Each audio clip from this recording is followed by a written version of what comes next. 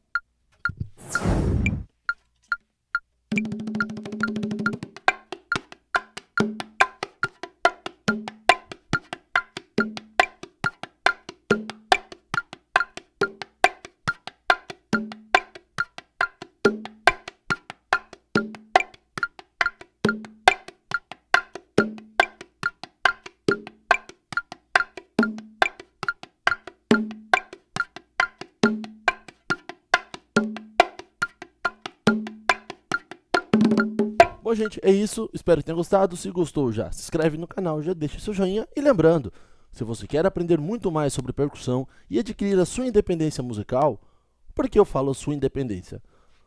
Porque basta você pegar livros e pesquisar outras coisas com a sua fonte e o aprendizado é muito mais rápido.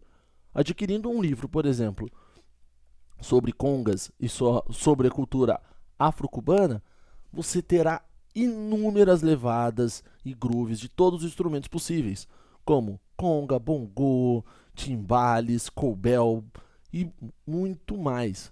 Isso apenas a afro-cubana, fora outras coisas que temos aí, como pandeiro, carrom, bateria, todas essas coisas. O seu aprendizado vai acelerar em 20 vezes, gente. Compensa, vale a pena investir em partitura, em técnica de baquetas, que é toda a base da percussão. Giovanni Dalgo mesmo já está aí para comprovar tudo isso, e ele mesmo diz, né, que toda a técnica dele é baseada na técnica de baquetas. Então, se você quer aprender mais, acesse o site, primeiro link na descrição e confira!